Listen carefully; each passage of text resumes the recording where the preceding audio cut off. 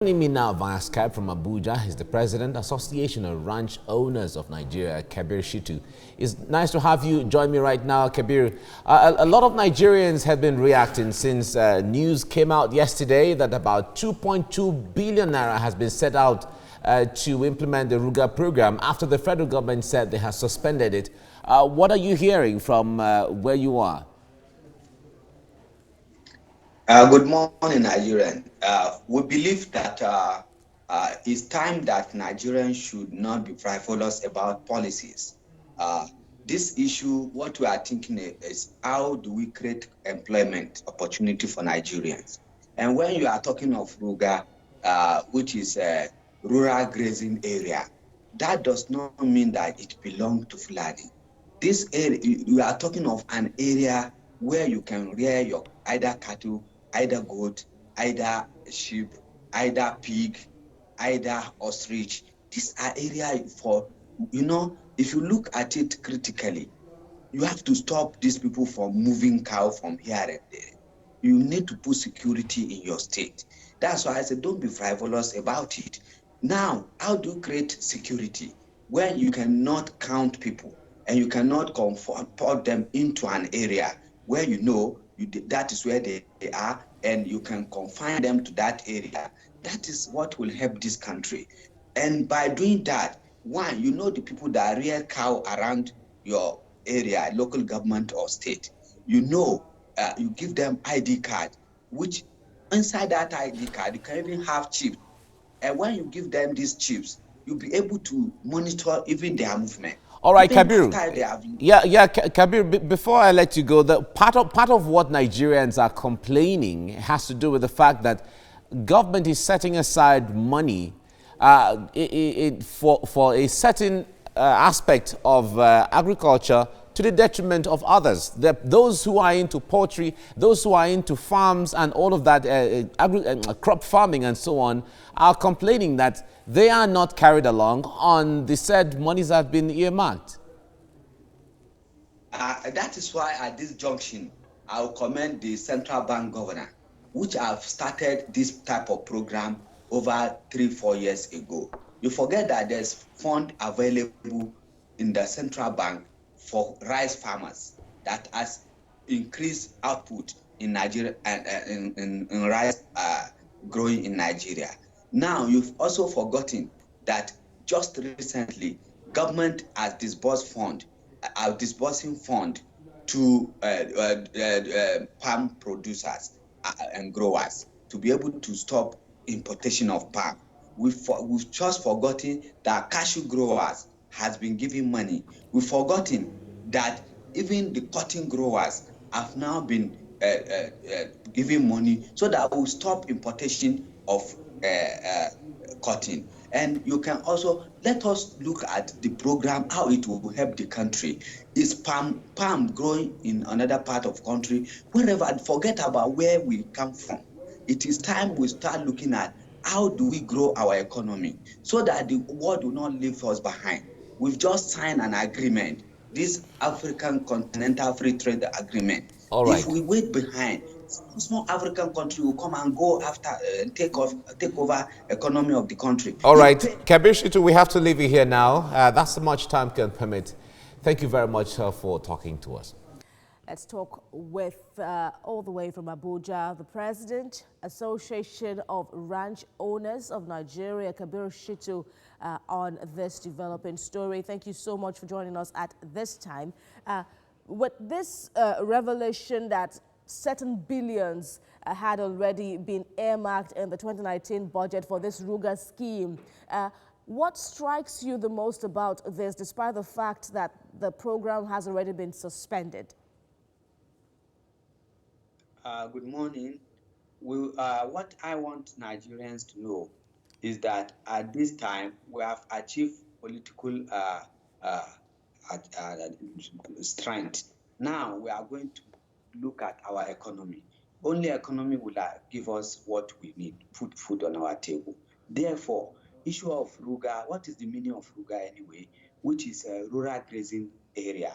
And this rural grazing area is just to be able to harness our economic potential in the area of animal husbandry, where be it cow, be it horse, be it ostrich, be it pig. Therefore, we should not take something that will help our economic development and employ the mass youth that are on the street. This will take them out of street. Therefore, issue of politicizing it should stop. What is the grazing about? You want security in our state, and the only way to be able to secure this state from what you call herdsmen is to now provide an area where you can confine them to and give them identification cards to be able to know who come into your state with cow and who go out from your state. Right. And from that, Right. Allow me to interrupt, please. Then, of course, there's the issue now for those who are speaking against it, that why should the government react to the clashes between the herdsmen and the farmers with, getting a grazing reserve for the herdsmen? Why hasn't the government, also reacted with curbing the fact that they have guns in their possession and, the fact that they've been able to intrude upon people's properties without permission? So how has the government gone in tackling those concerns? That is how the government want to tackle it. One, in order to provide security, if you confine them to an area, when they are coming into your state, they are going straight to that area. You give them ID card. If they hold gun, you take the gun away from them. You'll be able to monitor any other person you find outside that grazing area or ranching, as we call it. You will be able to now know that those ones are criminals, and you deal with them as criminals. Those that are able to bring their cow and go to that ranch, you know now that they came genuinely to graze their animal.